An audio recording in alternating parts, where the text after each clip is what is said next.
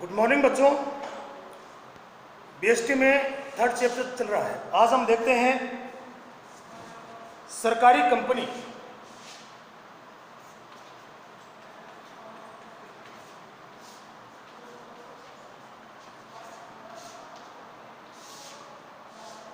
सरकारी कंपनी का निर्माण कंपनी अधिनियम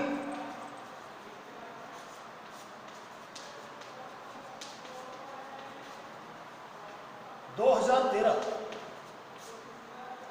कंपनी अधिनियम 2013 के अनुसार सरकारी कंपनी का निर्माण होता है। निजी कंपनी की भांति इनका भी पंजीकरण का मतलब रजिस्ट्रेशन, समामेलन कराना अनिवार्य होता है। अब सरकारी कंपनी है क्या?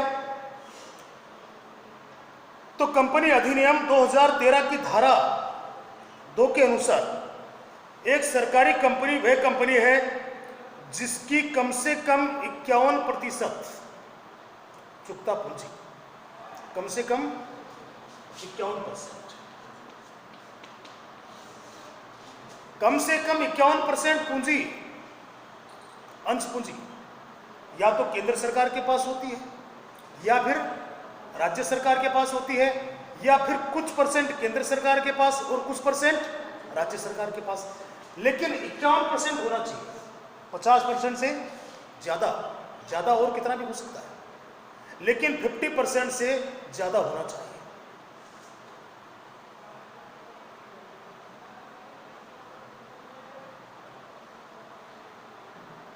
इस कंपनी के अंशों को भारत के राष्ट्रपति के नाम से क्रय किया जाता है। किसके नाम से? राष्ट्रपति के नाम से। कितने परसेंट? कम से कम 51%, ज्यादा तो कितना भी हो सकता है। 51% जो अंश क्रय किए जाते हैं वो राष्ट्रपति के नाम से क्रय किए जाते हैं। चूंकि सरकार बड़ी अंशधारक होती है, इसलिए सरकार का इन कंपनियों पर नियंत्रण रहता है, इसीलिए इनको सरकारी कंपनी कहते हैं। सरकार बड़ी अंशधारक कैसे होती है? क्योंकि 51% कम से कम पूंजी, अंश पूंजी सरकार की है, इसलिए सरकार बड़ी अंशधारक होती है। अगर 49% कोई दूसरे लोग खरीद भी लेते हैं तो भी ज्यादा रेशो किसका है? सरकार का है, इसलिए इन कंपनियों को सरकारी कंपनी कहा जाता है।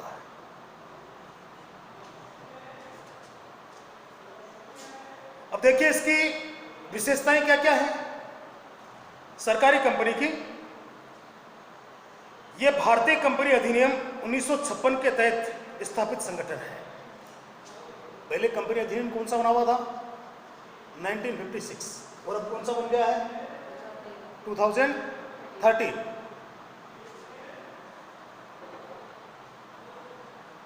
तो यह भारतीय कंपनी अधिनियम 1956 या 2013 के अधीन स्थापित संगठन है।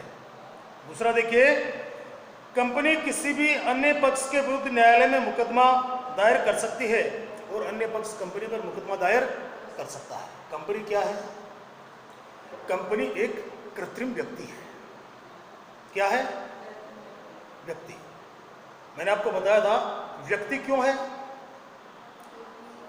क्योंकि जो काम एक व्यक्ति कर सकता है, व्यक्ति संपत्ति खरीद सकता है, बेच सकता है, किसी दूसरे पर मुकदमा दर्ज करा सकता है, कोई व्यक्ति पर मुकदमा दर्ज करा सकता है, तो कंपनी भी ये काम कर सकती है। इसलिए कंपनी क्या है? व्यक्ति। लेकिन कृत्रिम है। कृत्रिम क्यों है? क्योंकि कंपनी का जन्म हमारी तरह प्राकृतिक तरीके से नहीं होता है। कंपनी का जन्म किसी मां से नहीं होता है। जन्म कैसे होता है? कानून के द्वारा। इसलिए क्या है? कृत्रिम है। व्यक्ति तो है लेकिन कृत्रिम है। तो कंपनी किसी पर मुकदमा दर्ज करा सकती है, कोई भी व्यक्ति कंपनी पर मुकदमा दर्ज करा सकता है। कंपनी अनुबंध कर सकती है तथा अपने नाम से संपत्ति क्रय कर सकती है, क्योंकि व्यक्ति है तो कॉन्ट्रैक्ट कर सकती है दूसरी कंपनी से, अपने नाम से संपत्ति खरीद सकती है। अगला पॉइंट देखें, अन्य किसी भी सार्वजनिक कंपनी के समान इसका प्रबंधन कंपनी अधिनियम के प्रावधान के अनुसार होता है। कंपनी अधिनियम 2013 में या कंपनी अधिनियम 1956 में जो भी प्रावधान दिए गए हैं, जो नियम दिए गए हैं, जो शर्तें दी गई हैं, उनके अनुसार सरकारी कंपनी का संचालन होता है। नेक्स्ट, कंपनी में कर्मचारियों की नियुक्ति कंपनी के उद्देश्य और अंतर नियम में दिए गए नियमों के अनुसार होती है। अंतर नियम क्या होते हैं आगे पढ़ेंगे। 2 प्रकार के नियम होते हैं, पार्षद सीमा नियम और पार्षद अंतर नियम। सीमा नियम में कंपनी के उद्देश्य को स्पष्ट किया जाता है। कंपनी क्या करेगी, जो चीज सीमा नियम में लिख दी गई है, कंपनी केवल वो काम कर सकती है, दूसरा काम नहीं कर सकती। अगर सीमा नियम में लिखा है कि कंपनी लकड़ी का फर्नीचर बनाने का काम करेगी, तो लोहे का फर्नीचर नहीं बना सकती है। लोहे का फर्नीचर बनाने के लिए उसको एक अलग कंपनी की स्थापना करनी होगी, उस कंपनी में नहीं बन सकता है। दूसरा होता है पार्षद अंतर नियम। अंतर नियम कंपनी का आंतरिक प्रलेख होता है। कंपनी का संचालन कैसे होगा, वो नियम उसमें लिखे होते हैं, उसको कहते हैं अंतर नियम। कंपनी में कर्मचारियों की नियुक्ति कंपनी के उद्देश्य पत्र और अंतर नियम में दिए गए नियमों के अनुसार होती है।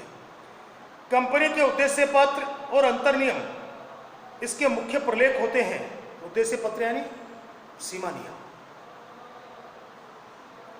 जिसमें कंपनी का उद्देश्य और नियम दिए होते हैं।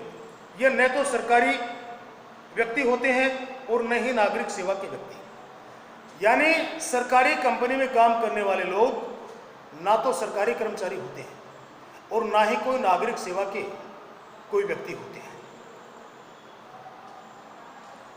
केवल उच्च प्रबंधक जैसे कि चेयरमैन, प्रबंध निदेशक, ये सरकार से अथवा नागरिक सेवाओं में प्रतिनियोजन पर, डेपुटेशन पर आए हुए व्यक्ति हो सकते हैं। ये भी कोई जरूरी नहीं है कि निदेशक सरकार नियुक्त करे, प्रबंधक सरकार नियुक्त करे, लेकिन कभी कभी सरकार डेपुटेशन पर, प्रतिनियुक्ति पर अपने अधिकारी की नियुक्ति ऐसी कंपनियों में कर देती है, तो वो सरकारी सेवा के अधिकारी हैं। बाकी कंपनी में जितने भी कर्मचारी काम करते हैं वो सरकारी सेवा के अधिकारी कर्मचारी नहीं होते हैं।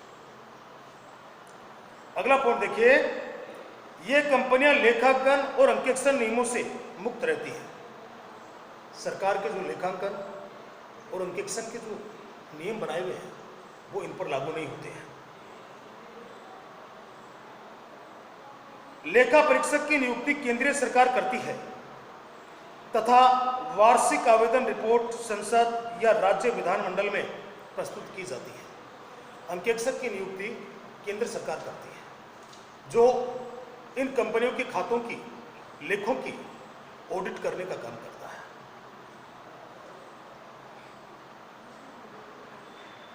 सरकारी कंपनी अपने लिए वित्त की व्यवस्था सरकारी अंशधारी और प्राइवेट अंशधारी से करती है। वित्त की व्यवस्था कहां से होती है? सरकार जो अंश क्रय करती है, आपको मैंने बताया 51% या इससे ज्यादा, और आम पब्लिक भी इसके अंश क्रय कर सकती है। तो वित्त की व्यवस्था सरकार से होती है, सरकार के को जो अंश बेचे जाते हैं उससे, और प्राइवेट लोगों को जो अंश बेचे जाते हैं उससे वित्त की व्यवस्था होती है। वह पूंजी बाजार से भी वित्त की व्यवस्था कर सकती है। पूंजी बाजार जहां से पूंजी उपलब्ध होती है वहां से भी यह कंपनी अपने लिए वित्त की व्यवस्था कर सकती है। अब देखिए लाभ क्या क्या है इसके। एक सरकारी कंपनी की स्थापना भारतीय कंपनी अधिनियम की औपचारिकताओं को पूरा करने से होती है। भारतीय कंपनी अधिनियम में जो भी औपचारिकताएं हैं उन औपचारिकताओं को पूरा करने से इसकी स्थापना होती है। इसके लिए संसद में अलग से विशेष अधिनियम पारित करने की आवश्यकता नहीं होती है। जैसा आपने पढ़ा था विधानमंडल निगम, उसके लिए संसद में एक विशेष अधिनियम पारित करके इनकी स्थापना की जाती है। सरकारी कंपनी के लिए संसद में विशेष अधिनियम लाने की आवश्यकता नहीं होती है। अगला देखिए, इनका सरकार से पृथक कानूनी अस्तित्व होता है। कंपनी जैसे रजिस्टर्ड हो जाती है, सदस्यों का अस्तित्व अलग होता है, कंपनी का अस्तित्व अलग होता है। कंपनी को अगर कर्जबार हो जाता है, घाटा हो जाता है, तो कंपनी अपने सदस्यों की निजी संपत्ति को नहीं बेच सकती है। अगला पॉइंट देखें, प्रबंधन संबंधी निर्णय लेने में इनको पूर्ण स्वतंत्रता मिली होती है। प्रबंध संबंधी निर्णय लेने की इन कंपनियों को पूरी स्वतंत्रता होती है, अपना निर्णय खुद ले सकती है। नेक्स्ट देखें, उचित मूल्य पर वस्तुएं एवं सेवाओं को उपलब्ध करा ये बाजार पर हावी हो जाती है। उचित मूल्य पर, क्योंकि सरकारी कंपनी होती हैं तो इनका मुख्य उद्देश्य लोगों को उचित मूल्य पर वस्तुएं उपलब्ध कराना होता है, और उचित मूल्य पर वस्तुएं बेचती हैं तो इनकी वस्तुएं मार्केट में बिकती हैं, तो ये दूसरी कंपनियों पर बहुत जल्दी ही हावी हो जाती हैं, भारी पड़ जाती हैं।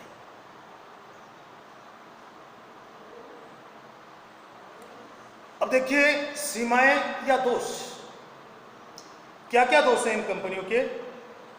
नंबर 1, चूंकि कुछ कंपनियों में सरकार ही अंशधारक है, इसलिए कंपनी अधिनियम के प्रावधानों का कोई अस्तित्व नहीं रह जाता है। कई ऐसी कंपनियां हैं जिनमें केवल सरकार ही अंशधारक है। 100% अंश किसके पास है? सरकार के पास है। सब कंपनियां नहीं है, लेकिन कुछ कंपनियां ऐसी हैं। तो फिर जो कंपनी अधिनियम बना है उसका कोई महत्व नहीं रह जाता है, क्योंकि मालिक कौन है? एक ही व्यक्ति है, सरकार। नेक्स्ट, ये संवैधानिक उत्तरदायित्व से बचते हैं। जो इनका संवैधानिक उत्तरदायित्व होता है, उस उत्तरदायित्व से ये कंपनियां बचने का प्रयास करती हैं, उसको पूरा नहीं करती हैं। जबकि सरकारी वित्त वाली कंपनी होने के कारण इन्हें ऐसा नहीं करना चाहिए। ये सीधे संसद के प्रति जवाबदेह होती हैं, क्योंकि सरकार का पैसा लगा हुआ है, तो संसद के प्रति सीधे सीधे जवाबदेह होती हैं, लेकिन ये अपने उत्तरदायित्व से बचने का प्रयास करती हैं। हाँ बेटा, ये कंपनियां संसद के प्रति जवाबदेह होती हैं, सरकार का पैसा लगा हुआ है। कोई भी सांसद इन कंपनियों से संबंधित क्वेश्चन संसद में रख सकता है, कंपनी को उसका जवाब देना होगा। अगला देखिए, एकमात्र अंशधारक सरकार होने के कारण इसका प्रबंध और प्रशासन दोनों किसके हाथ में होते हैं? सरकार के हाथ में होते हैं। अगर 100% अंश कंपनी के सरकार के पास में है, जो कि राष्ट्रपति के नाम से खरीदे गए हैं, तो सरकार ही एकमात्र अंशधारक है, तो नियंत्रण उसी का होता है। इस प्रकार अन्य कंपनियों के समान पंजीकृत होने के बावजूद कंपनी होने का उद्देश्य ही समाप्त हो जाता है। अन्य कंपनियों की भांति पंजीकृत तो है, रजिस्टर्ड तो है, लेकिन सरकार ही एकमात्र अंशधारक है, तो सारे फैसले कौन करेगी? सरकार ही करती है, सरकार का ही नियंत्रण होता है। इसलिए कंपनी अधिनियम में जो कानून बनाया गया है, उस कानून का कोई अस्तित्व नहीं रह जाता है। ठीक है, आज ये कंपनी की बात हो गई है, बाकी अगली क्लास में बात करेंगे। Okay, thanks.